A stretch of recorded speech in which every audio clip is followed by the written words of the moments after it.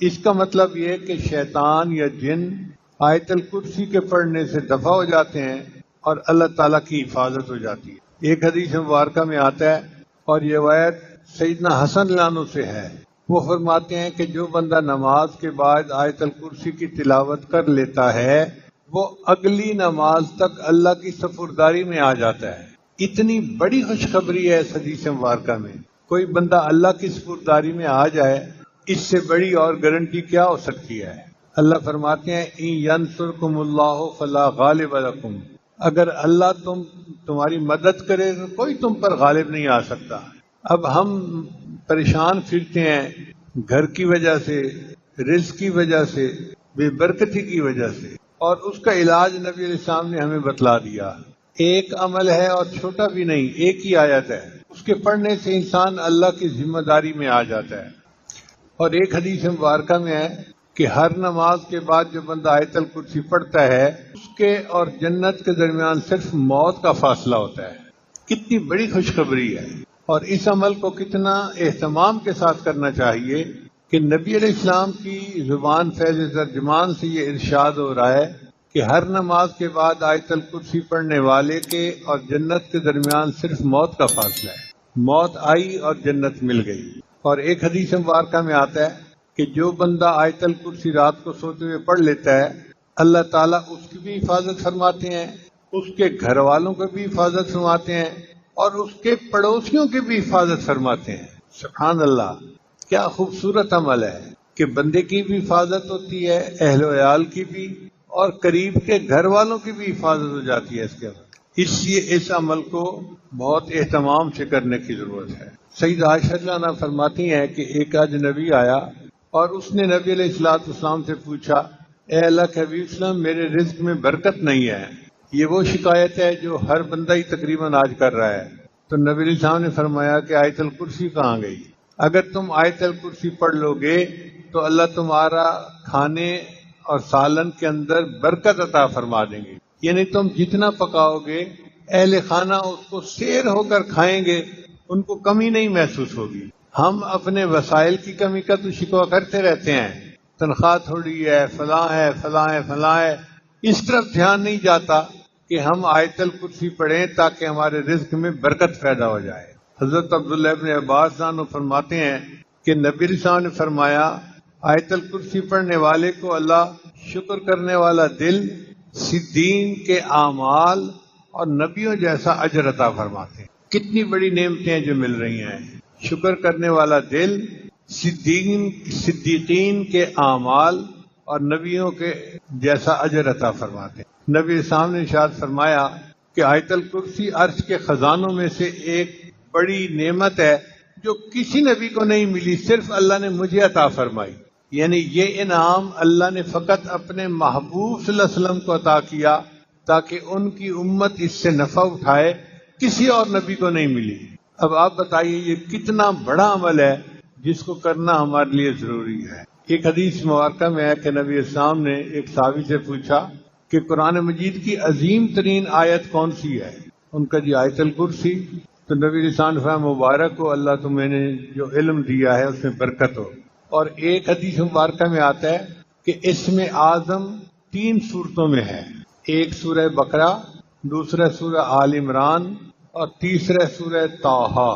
تو ایک بزرگ فرماتے ہیں میں نے غور کیا کہ یہ کون سا اسم اعظم ہو سکتا ہے، تو مجھے یہ محسوس ہوا کہ سورہ بقرہ میں آیت ہے اللہ لا الہ الا هو الحی القیوم، اور سورہ آل عمران میں ہے الف لام میم اللہ لا الہ الا هو الحی القیوم، اور سورہ طٰہٰ کے اندر آیت ہے وَأَنَتِ الْوُجُوهُ لِلْحَيِّ الْقَيُّومِ۔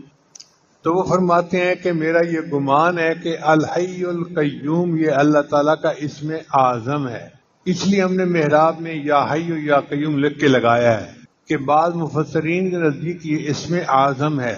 ہمارے بزرگوں نے اس کو مزید آگے نکھارا، وہ فرماتے ہیں کہ نہیں، جو اسم اللہ ہے وہ اسم اعظم ہے۔ بہرحال یہ قرآن مجید کی عظیم ترین آیت ہے اور وہ خاص نعمت ہے جو اللہ نے فقط اپنے پیارے محبوب صلی اللہ علیہ وسلم کو عطا فرمائی، کسی اور نبی کو عطا نہیں کی گئی، اور نبی علیہ السلام نے ہم تک یہ امانت پہنچا دی ہمارا حال دیکھو کہ ہم اس عمل کی طرف دھیان ہی نہیں کرتے، سوچتے ہی نہیں۔ اللہ تعالی ہمیں باقاعدگی کے ساتھ اس عمل کو کرنے کی توفیق عطا فرمائے۔ یہ کلمات پڑھتے جائیے۔ بسم اللہ الرحمن الرحیم، لا الہ الا اللہ محمد الرسول اللہ، آمنت باللہ وملائکتہ وکتبہ ورسلہ والیوم الآخر والقدر خیرہ وشرہ من اللہ تعالی والبعث بعد الموت، آمنت باللہ کما ہوا باسمائہ وصفاتہ وقبلت جمیع احکامہ اقرارا باللسان وتصدیق بالقلب، اشہد ان لا الہ الا اللہ واشہد ان محمدا عبدہ ورسولہ، استغفر اللہ ربی من کل ذنب واتوب الیہ برحمتک یا ارحم الراحمین۔ ان کلمات کو پڑھنے سے ہم تو بتائب ہو چکے ہیں 5 اعمال ہیں، ان کو کریں گے تو اللہ تعالیٰ دل کو منور کریں گے۔ پہلا عمل ہے 100 مرتبہ استغفار پڑھنا صبح و شام، دوسرا عمل ہے 100 مرتبہ درود شریف پڑھنا، تیسرا عمل ہے قرآن مجید کی تلاوت روزانہ کرنا، چوتھا عمل ہے چلتے پھرتے ہر وقت دل میں اللہ کو یاد کرنا، اور 5واں ہے مراقبہ کرنا۔ مراقبہ تمام اعمال کا لب لباب اور نچوڑ ہے۔ طریقہ بہت آسان ہے۔ جب صبح و شام نماز پڑھ کے فارغ ہوں تو تھوڑی دیر کے لیے اللہ سے لو لگا کے بیٹھیں کہ اللہ کی رحمت آ رہی ہے، میرے دل میں سما رہی ہے، میرے دل کی ظلمت اور سیاہی دور ہو رہی ہے، اور میرا دل اللہ اللہ اللہ بول رہا ہے، میں سن رہا ہوں۔ زبان سے نہیں پڑھنا، دل پڑھ رہا ہے، میں سن رہا ہوں، یہ گمان کرنا ہے۔ اور حدیث مبارکہ میں آتا ہے انا عند ظن عبدی بی، میں بندے کے ساتھ اس کے گمان کے مطابق معاملہ کرتا ہوں۔ جب بندہ یہ گمان لے کے بیٹھتا ہے تو کچھ ہی دنوں میں اس کے دل میں اللہ کی ایسی محبت پیدا ہوتی ہے کہ اس کو محسوس ہوتا ہے کہ میرے دل سے اللہ اللہ اللہ کی آواز آ رہی ہے۔ وہ جن کا عشق صادق ہے وہ کب فریاد کرتے ہیں، لبوں پہ مہر خاموشی دلوں میں یاد کرتے ہیں۔ ہم بھی اپنے اللہ کو اپنے دلوں میں یاد کریں۔ وہ کہنے لگا کہ حضرت وہ موت سے خوف تو ختم ہو گیا، مگر حیران اس بات پر ہوں کہ اب تو میرا مرنے کو جی چاہتا ہے، اب تو میرا مرنے کو جی چاہتا ہے، مگر ایسا کیوں ہوا؟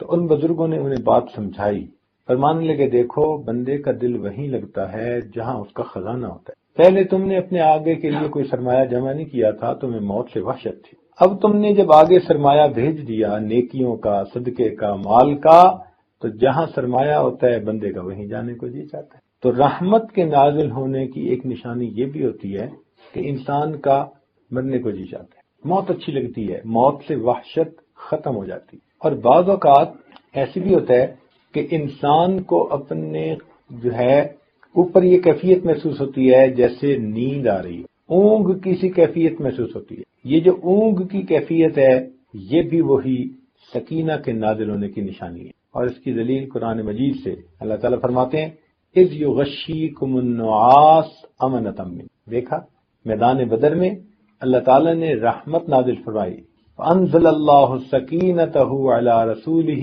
وعلی المؤمنین۔ اب قرآن مجید میں ایک جگہ یہ فرمایا کہ اللہ تعالیٰ نے اپنے رسول صلی اللہ علیہ وسلم پر اور ان کے جو خدمت گزار تھے ایمان والے ان پر سکینہ نازل فرمائی، اور پھر ساتھ دوسری جگہ فرمایا کہ جب تمہارے اوپر اونگ کو طاری کر دیا گیا۔ تو سکینہ کی کئی مرتبہ یہ بھی نشانی ہوتی ہے کہ سالک اونگ محسوس ہے۔ اچھا یہاں یہ بات بھی ذرا کلیئر سن لیں کہ بعض اوقات کچھ لوگ یہ کمپلینٹ کرتے ہیں کہ حضرت ہم مراقبے میں بیٹھتے تو ہیں، ہمیں بیٹھتے نیند آ جاتی ہے۔ وہ بیچارے ضروری نہیں کہ تھکے ہوئے ہوں تو نیند آتی ہے، نہیں، فریش ہوتے ہیں، اور فریش ہونے کے باوجود جیسے ہی مراقبے میں بیٹھتے نیند آ جاتی ہے، وہ بڑے پریشان ہوتے ہیں۔ تو یہ بات سمجھ لیں کہ مراقبے میں نیند آ جانے سے پریشان نہیں ہونا چاہیے، کوشش کرنی چاہیے کہ نیند نہ آئے، اپنی طرف سے انسان کوشش کرے کہ بیدار ہو کر ہوشیار ہو کر بیٹھے، لیکن اگر بالفرض نیند آ بھی جائے، اونگ آ بھی جائے تو اس سے فرق نہیں پڑتا۔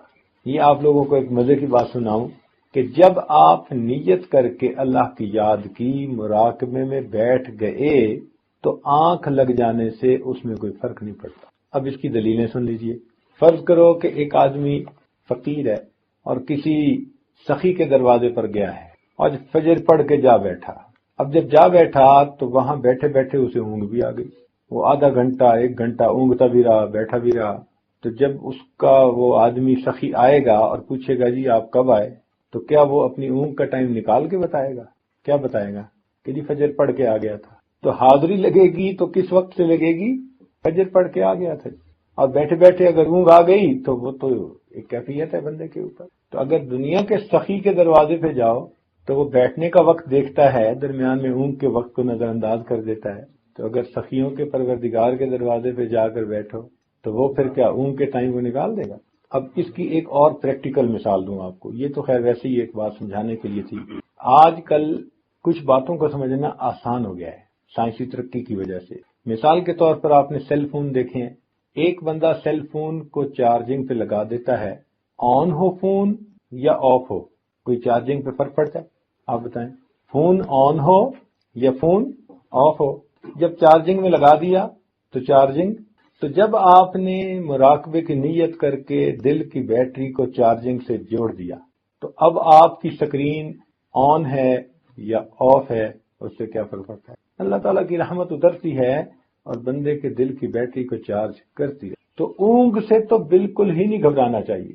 ہاں اپنی طرف سے کوشش کرنی چاہیے کہ بیدار ہو کر بیٹھے، ہوشیار ہو کر بیٹھے. اس کی وجہ کیا ہے کہ کئی مرتبہ تو نیند یا اونگ تھکاوٹ کی وجہ سے آ جاتی ہے، کئی مرتبہ عادت کی وجہ سے آ جاتی ہے. کچھ لوگوں کی نیند ہی عادت ہی ہوتی ہے اونگنے کی. ذرا ان کی نیند کا سلسلہ ہی ایسا ہوتا ہے، ایور گرین ہوتے ہیں. مطلب ہے جب چاہو ان کو سلا دو.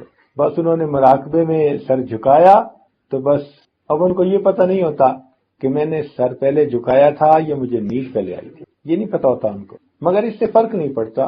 اللہ تعالیٰ تو یہ دیکھیں گے کہ میرا بندہ میری یاد کی نیت کر کے بیٹھا تھا یا نہیں. اچھا بھئی یہ بتائیں کہ جب آپ بیٹھتے ہیں مراقبے میں تو آپ کی سونے کی نیت تو نہیں نہ ہوتی. تو انما الاعمال بالنیات، اعمال کا دار و مدار نیت کے اوپر ہے.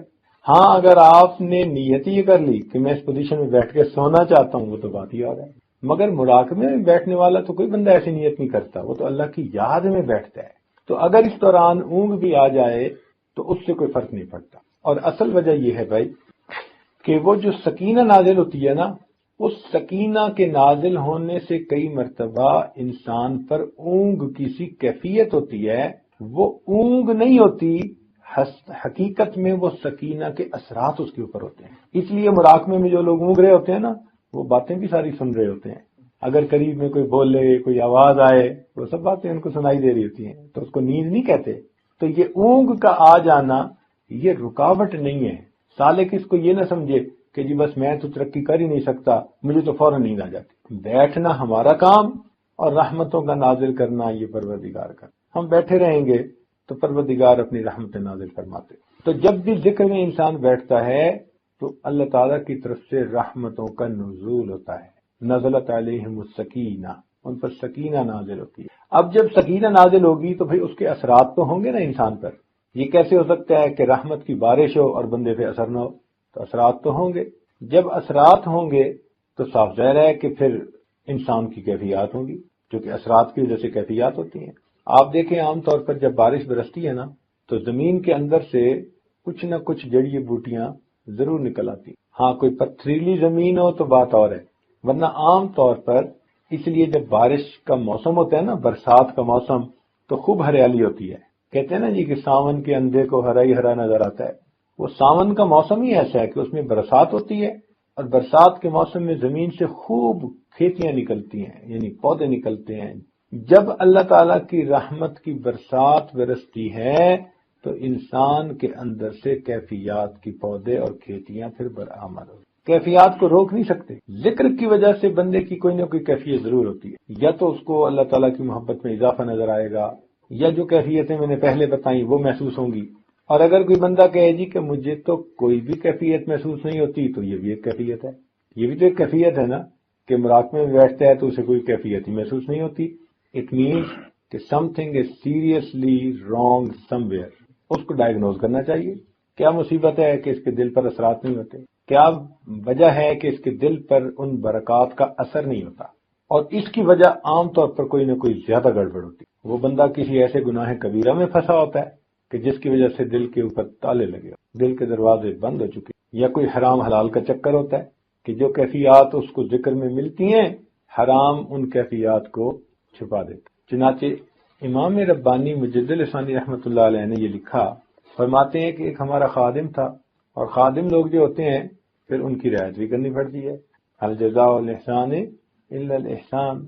تو خادم تھا، تو ایک مرتبہ اس کا ایک بھائی تھا، وہ بیمار ہوا اور اس کے اوپر جان کنی کا عالم طاری ہوا، یعنی آخری وقت، آخری لمحات، آخری علامات قریب ہو گئی۔ تو اس خادم نے آ کر کہا کہ حضرت میرا بھائی ہے، تو اگر آپ مہربانی فرمائیں تو آپ تشریف لے چلیں، دعا بھی فرما دیں اور اس موقع پر اس پر توجہ بھی فرما دیں، تو اس کا معاملہ اچھا ہو جائے گا، خاتمہ بالخیر ہو جائے گا۔ حضرت فرماتے ہیں کہ میں اس کے ساتھ وہاں گیا، دعا بھی کی اور میں توجہ بھی کی، لیکن توجہ کرنے کے بعد میں نے دیکھا کہ اس کے دل پہ کوئی اثر نہیں۔ فرماتے ہیں میں بہت دیر بیٹھا رہا اور توجہات ڈالتا رہا، مگر اس بندے کے دل پہ کوئی اثر نہیں۔ اب ذرا سوچنے کی بات ہے کہ 1000 سال کا مجدد، اتنی روحانیت والی شخصیت کہ پورے 1000 سال میں جس قدر انسانوں کو فیض پہنچے گا وہ ان کے قلب کے ذریعے سے پہنچے گا۔ مجدد کا یہ مطلب ہوتا ہے جیسے امت کو فیض پہنچ رہا ہے نبی علیہ الصلوۃ والسلام کے ذریعے سے۔ نبی السلام نے فرمایا انما انا قاسم واللہ یؤتی، اللہ تعالیٰ عطا کرنے والا ہے اور میں تو تقسیم کرنے والا۔ تو یہ قلوب کے ذریعے سے، جیسے تار کے ذریعے سے بجلی ہمارے گھر پہنچتی ہے، تار کے ذریعے سے بجلی پہنچتی ہے۔ دیکھیں بھائی، بارش کون برساتا ہے؟ اللہ۔ بارش کون برساتا ہے؟ اللہ تعالیٰ برساتا ہے، مگر بادل اس کے لیے ذریعہ بن، سمجھ گئے؟ اولاد کون دیتا ہے؟ اللہ رب العزت دیتا ہے، مگر ماں باپ اس کے لیے ذریعہ بن۔ اسی طرح دلوں میں نور کون دیتا ہے؟ اللہ دیتا ہے، مگر پیر استاد اس۔ تو یہ تو سمجھ میں آنے والی بات ہے کہ انسان کے دل میں براہ راست اللہ تعالی کی طرف سے نور آ جائے، اس کے لیے قلب کو کسی درجے کا بنانا۔ اب اس کو آپ یوں سمجھ لیں کہ جیسے ایک ہوتا ہے پلانٹ بجلی کا، ہائی وولٹیج پہ ہوتا ہے، اب اس ہائی وولٹیج پلانٹ کے آگے ایک ٹرانسفارمر لگا ہوتا ہے، تو ٹرانسفارمر کے ایک طرف تو یہ بجلی کا بلب لگا ہوتا ہے اور دوسری طرف ہائی وولٹیج ہوتا ہے۔ آپ کا کیا خیال ہے اگر یہ بلب کو ڈائریکٹ ہائی وولٹیج کے ساتھ لگا دیں تو پھر کیا ہوگا؟ فیوز ہو جائے گا نا، اس لیے کہ اس میں استعداد ہی نہیں ہے۔ اسی طرح مخلوق میں استعداد ہی نہیں کہ بلا واسطہ اللہ تعالیٰ کی طرف سے فیض حاصل کر سکے۔ نبی علیہ الصلوۃ والسلام پوری مخلوق کے لیے اس کا ذریعہ بنے، ان کو اللہ تعالیٰ نے وہ صلاحیت دی، وہ نعمت دی، وہ برکت دی کہ وہ اللہ رب العزت سے براہ راست وہ نعمت حاصل کر سکے۔ اس لیے معراج کے موقع پر اللہ فرماتے ہیں فَأَوْحَىٰ إِلَىٰ عَبْدِهِ مَا أَوْحَىٰ۔ اب وہ محبوب اور محب میں کیا باتیں ہوئی اور کیا ملاقاتیں ہوئی وہ تو اللہ تعالیٰ ہی بہتر جانتا ہے۔ تو اللہ رب العزت کے محبوب کی یہ شان ہے کہ وہ اللہ رب العزت سے ان رحمتوں اور برکتوں کو لیتے ہیں اور آگے پوری مخلوق کو جو رحمت نعمت ملتی ہے محبوب کے واسطے۔ بات کی سمجھ آ گئی؟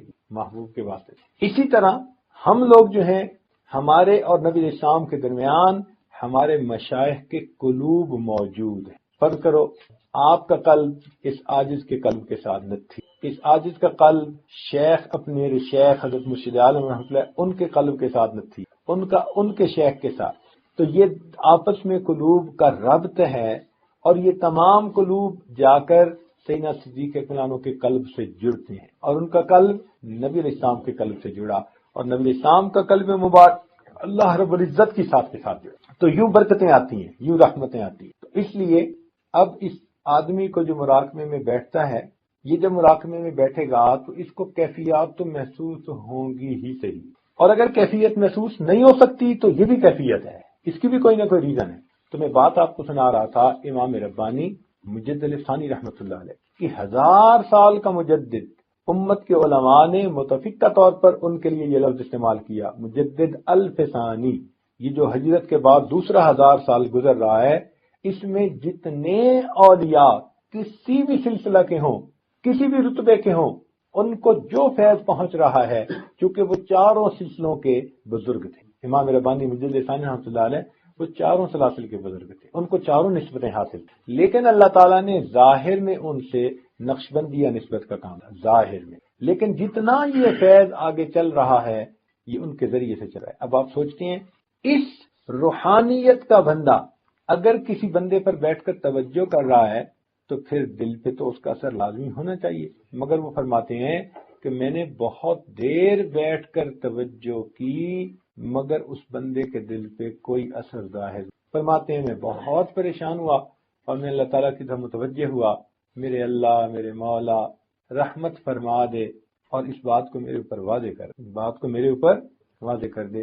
تو فرماتے ہیں کہ پھر اللہ تعالیٰ نے الہام کے ذریعے سے مجھے واضح فرمایا کہ اس بندے کی مصاحبت بد عقیدہ لوگوں کی، اس بندے کا بیٹھنا اٹھنا بد عقیدہ لوگوں کے ساتھ تھا، چنانچہ اس کی دوستی تھی کافروں کے ساتھ، اور کافروں کی دوستی کی وجہ سے وہ ان کی باتیں سنتا تھا اور ان کے ساتھ راہ و رسم رکھتا تھا۔ اس کی ظلمت ایسی تھی کہ وقت کے مجدد نے بھی توجہ ڈالی تو اس بندے کے دل پہ اثر نہ ہو سکتا۔ تو اگر انسان مراقبے میں بیٹھے اور اس کو کیفیت کچھ بھی محسوس نہ ہو تو یہ انڈیکیشن ہے کہ یہ ای سی یو سیکشن کا مریض ہے، ایکسٹینسو کیئر یونٹ، اس کو وہاں داخلہ دینا چاہیے، اس کو جا کے ہاسپٹلائز ہونا چاہیے، گھر بیٹھ کے علاج نہیں ہوگا۔ جب ذرا بڑی بیماری ہوتی ہے نا تو پھر لے کے بھاگتے ہیں یا نہیں ہاسپٹل میں بندے کو، کہتے ہیں کہ ہم گھر سے نہیں جانے دیں گے، بیوی کہتی ہے جی میں نہیں جانے دیتی، والد کہتا ہے، والدہ کہتی ہے نہیں، سب کہتے ہیں جلدی لے جاؤ جلدی لے جاؤ، بھگاتے ہیں جلدی لے جاؤ۔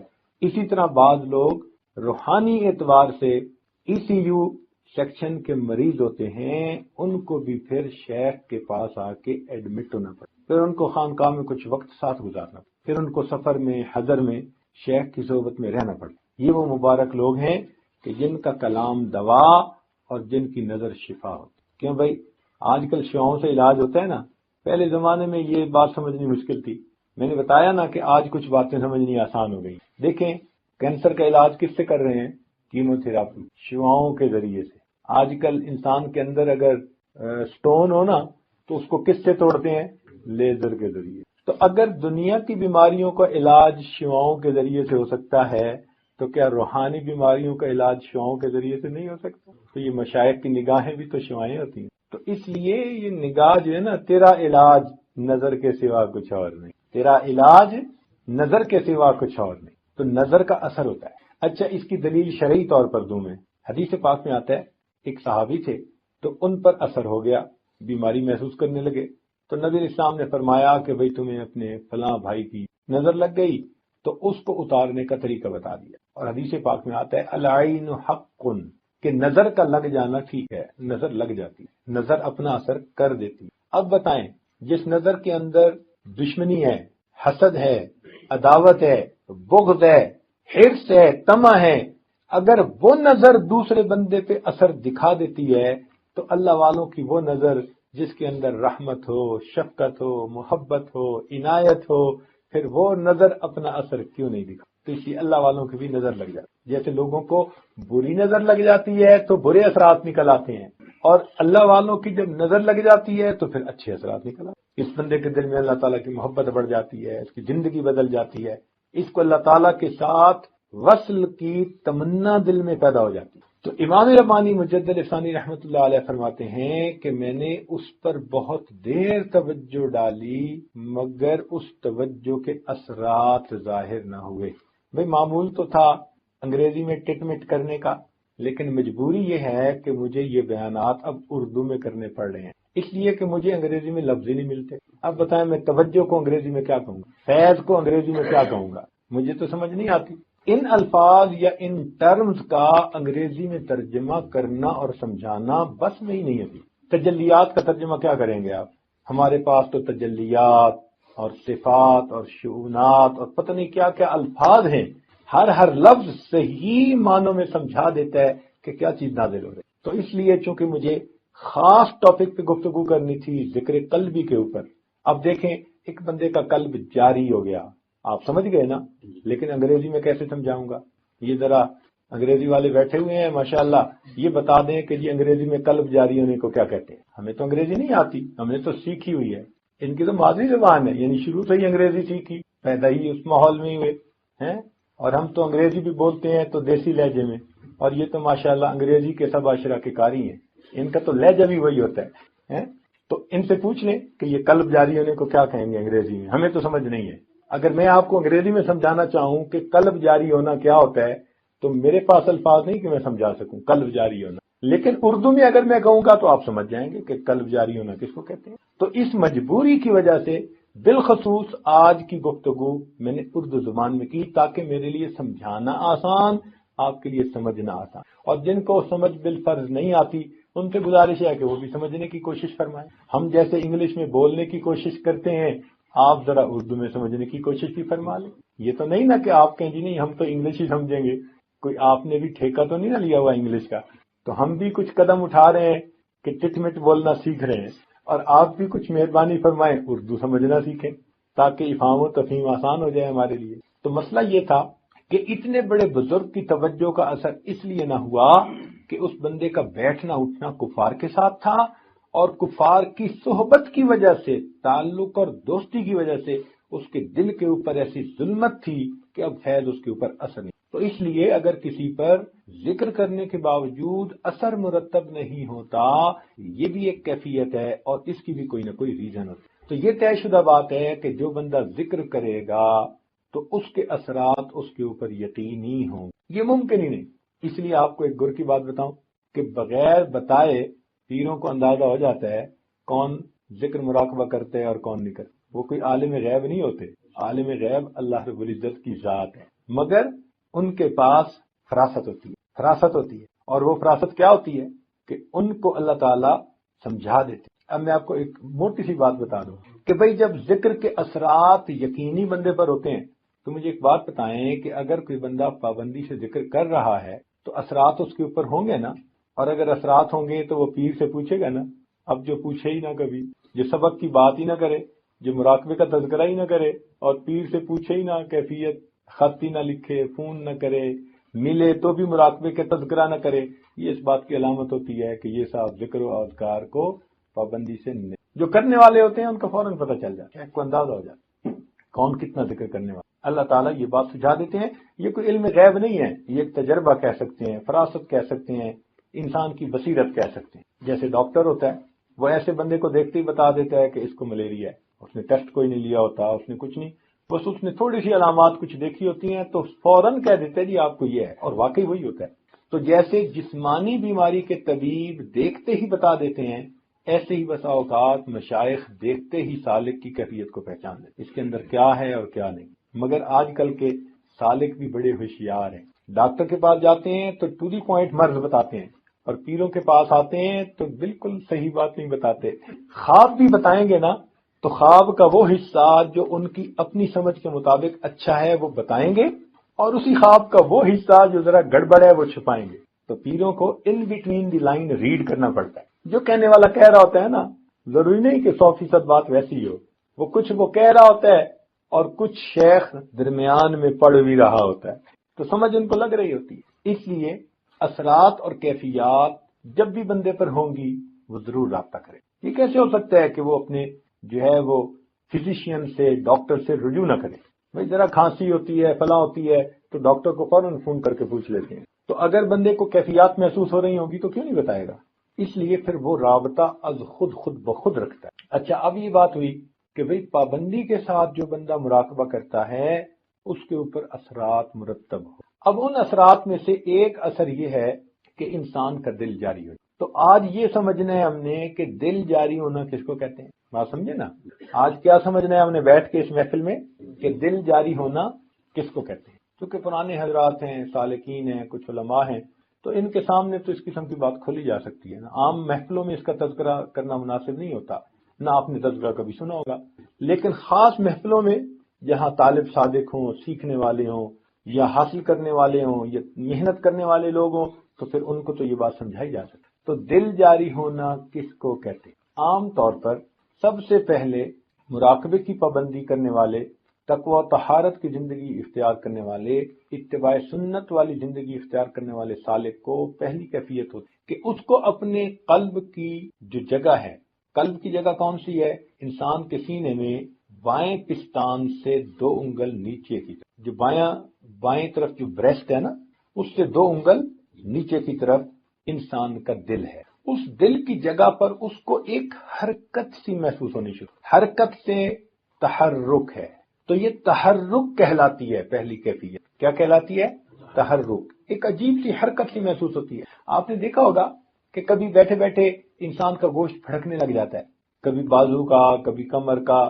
تو وہ جو گوشت پھڑکتا سا ہے نا، یہ اس سے ملتی جلتی سی کیفیت. تو انسان کو باقاعدہ اپنے دل کی اس جگہ پر ایک کیفیت سی محسوس ہوتی ہے جیسے کوئی چیز پھڑک رہی. دل کا دھڑکنا اور ہے اور ذکر کی وجہ سے اس کا پھڑکنا اور ہے. یہ الگ چیزیں ہیں، یہ دو ایک چیزیں نہیں ہیں. یہ جو قلب کی دھڑکن ہے اس کو کہتے ہیں پیلپیٹیشن آف ہارٹ، دل کا دھڑکنا. یہ تو 1 منٹ میں 70 مرتبہ 75 مرتبہ بندے کا دل دھڑکتا ہے. زیادہ تیز چلے گا اور بھاگنا شروع کر دے گا تو 100 مرتبہ دھڑکن چلی جائے گی، 120 مرتبہ چلی جائے گی. بہت زیادہ بھاگے گا تو 130 مرتبہ چلی جائے گی. تو یہ تو دھڑکن جو ہے یہ تو تھوڑی ہوتی ہے، لیکن وہ جو پھڑکن سی محسوس ہوتی ہے نا انسان کو لطیفہ میں، وہ بہت تیز ہوتی ہے. وہ کیا ہوتی ہے؟ بہت تیز ہوتی ہے. ارتعاش محسوس ہوتا ہے انسان کو اپنے اس لطیفہ کی جگہ پر. کیا محسوس ہوتا ہے؟ ارتعاش. اب اس کی مثال میں آپ کو سمجھاؤں کہ فرض کرو کہ انسان کسی بڑی بس کے اندر بیٹھا ہے اور سٹارٹ کر کے وہ بس کھڑی ہوئی ہے، سٹارٹ حالت میں انجن چل رہا ہے. تو جو لوگ اس کے اندر بیٹھیں گے نا وہ محسوس کریں گے کہ جیسے ان کے جسم جو ہے نا سارے کے سارے تھوڑے تھوڑے ہل رہے ہیں. وہ جو ہلکی سی ایک وائبریشن محسوس کر رہا ہوتا ہے نا بندہ، وہ وائبریشن انسان کو اپنے لطیفے میں تو کچھ لوگوں کو تو باقاعدہ دل کی وہ پھڑکن محسوس بھی ہوتی ہے. ذرا توجہ کریں تو ان کو وہ ایک کیفیت سی محسوس ہوگی جو تیز ہوگی. وہ دل کی دھڑکن نہیں ہوگی، وہ بلکہ دل کی پھڑکن ہوگی. ارتعاش ہوگا، ایک وائبریشن قسم کی ہوگی جو دھڑکن سے بہت تیز ہوگی، جو دل کی دھڑکن بہت تیز ہوگی. وہ اس کو اپنی کیفیت میں. اچھا، کئی مرتبہ ایسے بندے کو جس کو یہ ذکر کی کیفیت محسوس ہو، اگر وہ اور زیادہ ذکر کرے تو یہ حرکت جو ہے نا، یہ تحرک، یہ پختہ ہوتا جاتا ہے. کیا ہوتا ہے؟ پختہ ہوتا ہے. اور پختہ ہوتے ہوتے اس کا اثر غالب آنے لگ جاتا ہے بندے پر. پہلے یہ متوجہ ہوتا تھا اس تحرک کی طرف، اور اب ذکر کرتے کرتے یہ کیفیت ہو گئی کہ وہ اس کے اوپر غالب آنے لگ جاتی ہے. تو یہ اس کو اگر نہیں بھی متوجہ ہونا چاہتا تو بھی وہ اس کے اوپر غالب آ جاتی. تو پہلے یہ توجہ کرتا تھا ذکر کی کثرت سے، پھر حرکت اتنی مضبوط ہو جاتی ہے، اتنی بڑھ جاتی ہے کہ بندے پہ غالب آنے لگی، تو خود بخود بندے کی توجہ ادھر جاتی ہے، حتیٰ کہ اس بندے کو اپنی آنکھوں کے سامنے بھی اس ارتعاش کا اثر محسوس ہوتا ہے. ایسے بندے کو اپنے قلب کی وہ جو تحرک کی کیفیت ہے اس کی وجہ سے جب وہ غالب آ جاتی ہے تو کہاں اثر محسوس ہوتا ہے؟ آنکھوں کے سامنے ہوا جیسے متحرک اس کو نظر آتی ہے. چونکہ وہ قلب کی حرکت ہوتی ہے تو قلب کی حرکت کا اثر اتنا غالب آ جاتا ہے کہ عام بندے کو تو محسوس نہیں ہوتا، لیکن اس بندے کو یوں فیل ہوتا ہے جیسے ہوا اس کے سامنے متحرک ہے. وہ ایک کیفیت ہوتی ہے اس کے. اچھا، اس کو ذرا مثال سے سمجھاتے ہیں تاکہ آپ کے لیے بات کو سمجھنا آسان ہو. کبھی اگر ٹیوب لائٹ اوپر لگی ہوئی ہو، ٹیوب لائٹ کہاں لگی ہوئی ہو؟ اوپر لگی ہوئی ہو چھت کے ساتھ، اور سیلنگ فین نیچے لگا ہوا ہو، تو آپ اگر سیلنگ فین کو چلائیں نا تو سیلنگ فین کے چلنے سے آپ کو فرش کے اوپر نا سائے کے اندر ایک ارتعاش نظر آئے. کیونکہ وہ بہت تیزی سے چل رہا ہوتا ہے تو سایہ بھی نظر نہیں آتا، مگر ایسے نظر آتا ہے جیسے کچھ چیز ہے اور وہ حرکت کر رہی ہے، ارتعاش نظر آتا ہے. وہ جو ارتعاش کی کیفیت ہے ہو بہو اسی طرح اس بندے کی آنکھوں کے سامنے کیفیت ہوتی ہے جس کا قلب جاری ہو. ایگزیکٹلی آپ اسی چیز کو مثال لے سکتے. یہ ضروری نہیں کہ ہر بندے کی کیفیت ایک جیسی ہو. اس لیے میں نے بتایا کہ سکینہ نازل ہونے کی وجہ سے جو قلب کے اوپر انسان کے اثرات ہیں وہ مختلف ہوتے ہیں. کسی کو قلب میں خوشی محسوس ہوئی، کسی کو جو ہے گناہوں پہ ندامت محسوس ہوئی. تو جو پوری تفصیل بتائی وہ اس کا مطلب ہے کہ ہر بندے کی کیفیت الگ الگ. لیکن عام طور پر جو کیفیت زیادہ لوگ رپورٹ کرتے ہیں وہ آپ کے سامنے بتائی جائے. یہ کیفیت کون محسوس کرتے ہیں؟ زیادہ لوگ محسوس کرتے ہیں، وہ کیفیت آپ کو بتائی. اچھا، تو یہ تحرک کی کیفیت ہوتی ہے. اس کو کیا کہتے ہیں؟ تحرک. اور اردو میں اس کو کہتے ہیں کہ اس بندے کا دل جاری ہو. یہ ابتدائی کیفیت ہے، ایک کیفیت حرکت والی محسوس ہوتی ہے. اگر یہ بندہ تقوی و طہارت کی زندگی گزارے اور اس کو اور زیادہ پابندی سے ذکر کو کرتا رہے تو یہ تحرک کی کیفیت آہستہ آہستہ تذکر میں تبدیل ہو جاتی ہے. تذکر میں کس میں تبدیل ہو جاتی ہے؟ تذکر میں نصیب ہو جاتی ہے. یعنی وہ جو حرکت اس کو محسوس ہوتی تھی نا، وہ حرکت کے ساتھ ساتھ اللہ اللہ کی طرف دھیان اس کو نصیب ہو. وہ حرکت نہیں محسوس ہو رہی، لگتا ہے جیسے اللہ اللہ اللہ اللہ ایسے ہو گئے. تو یہی حرکت اس طرف پھر جو ہے وہ شکل اختیار کر لیتی ہے.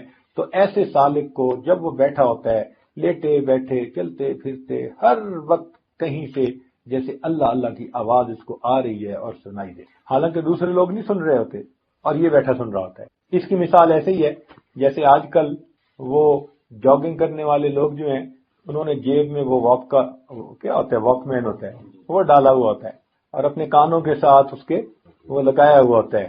اب وہ کیا سن رہے ہوتے ہیں، لیکن دوسرے بندے تو نہیں نا سن رہے ہوتے. اب ہم نے ایک بندے کو دیکھا، وہ واک مین سن بھی رہا تھا اور وہ ہنس بھی رہا تھا اور پتہ نہیں کیا کیا الٹی سیدھی حرکتیں کر رہا تھا. اب دیکھنے والا اسے پاگل سمجھ رہا ہے، اور وہ اس کیفیت کی وجہ سے جو اس کو کانوں میں سنائی دے رہی ہے وہ سب کچھ رسپونڈ کر رہا ہے. تو اسی طرح سالک کی کیفیت ہوتی ہے کہ وہ چونکہ ذکر کی کیفیت محسوس کرتا ہے تو مجمع میں بیٹھا ہوا وہ مجمع سے غائب ہوا کرتا ہے. اگر خلوت میں بیٹھے ہوں تو جلوت کا مزہ آئے، جو آئیں اپنی جلوت پر تو ساکت و سخن نانی. یہی ہیں جن کے سونے کو فضیلت ہے عبادت پر، یہی ہیں جن کے اتقاء پر ناز کرتی ہے مسلمان. تو یہ اللہ والے ہوتے ہیں. یہ اس کو کہتے ہیں خلوت در انجمن. اس کو کیا کہتے ہیں؟ خلوت در انجمن. محفل میں بیٹھ کر تنہائی کے مزے لینے. بیٹھے لوگوں میں ہوتے ہیں مگر اپنے یار کے ساتھ مشغول ہوتے ہیں، باتیں کر رہے ہوتے ہیں. اور جب اکیلے ہوتے ہیں تم میرے پاس ہوتے ہو گویا جب کوئی دوسرا نہیں ہوتا. اللہ ان کے پاس ہوتا ہے، اللہ ان کے ساتھ ہوتا ہے، ہر وقت ان کی یہ کیفیت ہوتی. تو یہ قلب کا جاری ہونا ابتدا میں تحرک کی کیفیت اور وقت کے ساتھ ساتھ تذکر کی کیفیت، اللہ اللہ کی کیفیت ہوتی ہے. تو ایسے سالک کو کہتے ہیں کہ اس کا قلب جاری، اس کا قلب جاری. چنانچہ یہ اللہ تعالیٰ کو بھولتا نہیں، لیٹے بیٹھے چلتے پھرتے ہر وقت اللہ تعالیٰ کی طرف اس کا دھیان رہتا ہے، اللہ تعالیٰ کی طرف توجہ رہتی ہے. خیالک فی عینی و ذکرک فی فمی، خیالک فی عینی و ذکرک فی فمی ومثواک فی قلبی فأین تغیب. اے محبوب، تیرا تصور میری نگاہوں میں ہے اور تیرا تذکرہ میرے ہونٹوں پہ ہے اور تیری یادیں میرے دل میں ہیں. اے محبوب تو مجھ سے کہاں غائب ہو سکتا ہے. تو بندے کی کیفیت ہی ہوتی ہے ہر وقت اللہ تعالیٰ کی یاد. اس لیے ان لوگوں کو باخدا لوگ کہتے ہیں. ہر وقت اللہ تعالیٰ کی معیت ہوتی ہے، ذکر کی کیفیت ہوتی ہے، اللہ تعالیٰ کی پھر ان پر خاص رحمت. تو یہ ہے قلب کا جاری ہو جانا. یہاں تک بات سمجھ آ گئی؟ اب ذرا اگلی بات بھی سمجھیں کہ یہ قلب کا جاری ہو جانا، بعض حضرات نے فرمایا کہ بندے کو یہ کیفیت ہوتی ہے، مگر ضروری تو نہیں کہ ہر ایک کی یہ کیفیت ہو. تو کیفیات کی بات عام طور پر تو یہی ہوتی ہے، مگر کوئی پکا اصول نہیں ہے کہ ہر بندے کو یہی کیفیت میں، ہر بندے کو یہی کیفیت ہوگی. یہ کوئی پکا اصول، ہر بندے کی اپنی اپنی کیفیت ہے. تو بھئی کوئی پکا اصول بھی تو ہونا چاہیے. یہ تو کیفیت ہے نا، اور کیفیتوں میں تو شیطان دھوکہ بھی دے سکتا ہے. وہی اس کے اوپر ایسی کیفیت طاری کروا دے کہ حقیقت میں کچھ اور ہو اور یہ صاحب محسوس کر رہے ہو کہ ہمارا دل جاری ہے اور دل ذکر کر رہا ہے. تو پھر کوئی آخر پکی بات ہونی چاہیے. تو ہمارے مشائخ نے پکی بات بھی، انہوں نے یہ فرمایا کہ جس بندے کا دل جاری ہوتا ہے ضروری نہیں کہ اس کو حرکت محسوس ہو، آواز محسوس ہو، فلاں محسوس ہو. یہ محسوسات ایک طرف رکھ دو. اس کے اثرات یہ ہوتے ہیں کہ بندے کے اوپر شریعت کے احکام جاری ہو. بندے کے اوپر کیا ہوتا ہے؟ دل کا حکم اس کے اعضاء پر جاری ہو جاتا ہے. اس وقت دل جاری ہو جاتا ہے. کیا ہوتا ہے ذرا بتائیں، مشکل ہے بات سمجھنی. جب انسان کے دل کا حکم اعضاء پر جاری ہو جائے، جب اعضاء دل کے تابع بن جائیں، جب دل اللہ تعالیٰ کا فرما بردار بن جائے اور اعضاء دل کی اتباع کر رہے ہوں، یعنی دل کی جو حالت ہے وہ کیفیت اعضاء پر طاری ہو جائے، دل کا حکم اعضاء پر جب جاری ہو جاتا ہے تو اس بندے کا دل جاری ہو، یہ پکی بات ہے۔ لہٰذا جس بندے کا دل جاری ہو، ہم دیکھیں گے کہ اتباع سنت میں آگے بڑھ رہا ہے نہیں۔ اب ہمارے پاس ایک پکی چیز، اب کوئی صاحب آ جائیں کہ جی میرا تو دل بڑا جاری ہے اور اس کو نماز کی توفیق نہیں، تو اس کے دل جاری ہونے کو کیا کریں گے بھائی؟ تو ہم کہیں گے کہ بھائی نہیں، آپ کا دل جاری نہیں، آپ کو کوئی دھوکہ لگ رہا ہے۔ تو ہمارے پاس ایک پکی چیز آ گئی، اور وہ پکی چیز کیا ہے؟ شریعت کی اتباع۔ تو جس بندے کا دل جاری ہوگا اور جس بندے کو کیفیتیں محسوس ہوں گی تو اس کے اثرات یہ ہوں گے کہ وہ بندہ اتباع سنت میں، اتباع شریعت میں، تقوی طہارت میں، زہد فی دنیا میں وہ آگے بڑھے گا، اس کے اندر ترقی محسوس۔ اب یہاں سے سالک کا اندازہ ہو جاتا ہے ان کے شیخ کو کہ بھئی اس کا دل جاری ہوا یا نہیں ہوا، کہ جس بندے کے اندر اتباع سنت میں، عمل میں ترقی محسوس کرتے ہیں، اخلاص میں ترقی محسوس کرتے ہیں، تو پھر شیخ کو فوراً اندازہ ہو جاتا ہے کہ اس بندے کے دل پر اثرات مرتب ہوئے۔ اب کچھ لوگ پوچھتے ہیں کہ جی شیخ ایک لطیفے کے بعد دوسرے لطیفے کا سبق کیسے دے دیتے ہیں؟ تو بھائی اسی طرح دے دیتے ہیں کہ پہلے لطیفے کے جو اثرات ہیں جب سالک کی شخصیت میں وہ شیخ کو نظر آ جاتے ہیں تو پھر وہ ایک کے بعد دوسرے سبق کی طرف انسان کو متوجہ کرتا۔ تو یہ تو سلوک ہے، سلوک کہتے ہیں ایک راستے کو، اور سالک کہتے ہیں اس راستے پہ چلنے والے۔ اب جو بندہ مراقبہ ہی نہ کرے، ورد وظیفہ ہی نہ کرے، تہجد ہی نہ پڑھے، تقوی و طہارت اختیار نہ کرے، وہ سالک نہیں، وہ ہالک ہے۔ وہ سالک نہیں، وہ تو ہالک، وہ تو ہلاک ہونے والوں میں سے، وہ تو محروم ہے ان نعمتوں سے۔ بھائی جو کھڑا ہو جائے تو کھڑے ہونے کے وقت اس کا سفر تو طے نہیں نہ ہوتا۔ تو جو بندہ مراقبہ نہ کرے، ذکر اذکار نہ کرے، ورد وظائف نہ کرے، شیخ سے رابطہ نہ کرے، وہ تو کھڑے ہونے والے کی طرح، اس کا سفر کیسے طے ہوگا؟ اس لیے مراقبہ کی، ذکر اذکار کی، تہجد کی، اعمال کی پابندی سالک کے لیے ضروری ہے۔ اور آج کل کے سالک تو بس یہ چاہتے ہیں ہمیں کچھ نہ کرنا پڑے، جو کرنا ہے پیر صاحب خود ہی کریں، بس جو کرنا ہے وہ پیر صاحب ہی کریں، وہ جانے ان کا کام جانے۔ اس لیے آتے ہیں تو آج کل آ کے پیر صاحب سے 3 باتیں کرتے ہیں۔ آج کل مرید حضرات کیا باتیں کرتے ہیں؟ پیر صاحب سے 3 باتیں کرتے ہیں۔ پہلی بات آتے ہی کرتے ہیں، حضرت میں نے بڑے بزرگوں کو دیکھا ہے اور بڑے بزرگوں کے پاس رہا ہوں، مگر میں نے بیعت آپ سے، یعنی احسان جتلاتے ہیں کہ بڑے پیر ملتے تھے، مارکیٹ میں بہت بہتات تھی پیروں کی، مگر حضرت صاحب میں نے آپ کو چنا ہے، یعنی میرا آپ پر احسان، دوسرے لفظوں میں۔ تو پہلی بات یہ کرتے ہیں، حضرت میں نے فلاں بزرگ کی صحبت میں بیٹھا، فلاں کی محفل میں بھی گیا، فلاں کے پاس بھی بیٹھا، یہ سارے تذکرے کرتے ہیں۔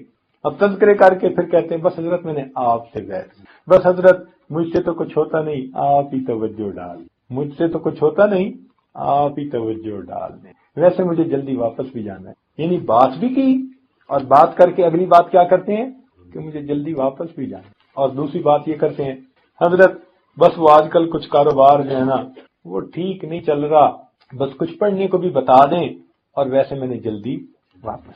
اور تیسری بات کرتے ہیں، حضرت بس وہ بیوی جو ہے نا وہ پوری طرح ہر بات نہیں مانتی، کچھ پڑھنے کو بھی بتا دیں، وہ میری مٹھی میں آ جائے، ویسے میں نے جلدی گھر جانا ہے۔ یہ 3 باتیں کرتے ہیں۔ پہلا اعلان کہ بس مجھ سے وظیفے ورد تو ہوتے نہیں، بس آپ ہی کچھ توجہ فرما دیں، چلو۔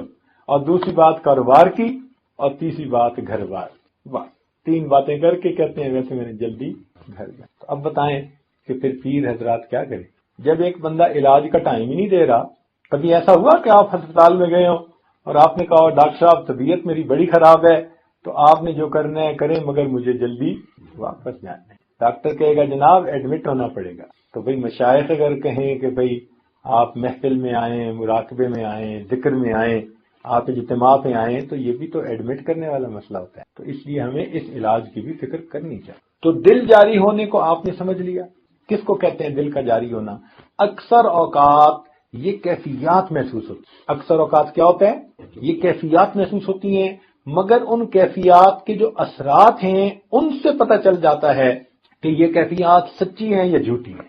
اگر تو انسان اتباع سنت میں ترقی پا رہا ہے تو اب اس کا دل جاری ہے، اور اگر اس کو کیفیتیں بھی بڑی لگ رہی ہیں مگر کبیرہ گناہ کا بھی مرتکب ہو رہا ہے، دھڑلے سے جھوٹ بھی بولتا ہے، اوپر سے لا الہ اور اندر سے کالی ولا، اوپر سے لا الہ اور اندر سے تو پھر اس کے تحرک کو کیا کریں گے، تذکر کو کیا کریں گے، اس کی کیفیات کو کیا کریں گے، اس کی کیفیات کو پاؤں کی نوک سے اچھال دیں گے۔ بھائی جب اتباع سنت میں آگے نہیں بڑھ رہے تو تمہاری کیفیات کو ہم کیا کریں۔ اس لیے سید الطائفہ جنید بغدادی رحمۃ اللہ علیہ نے خواب میں کسی کو بتایا اپنی وفات کے بعد، فرمانے لگے کہ وہ سب عبارات ختم ہو، وہ سب کیفیات مٹ گئی، فنیت تلک الاشارات۔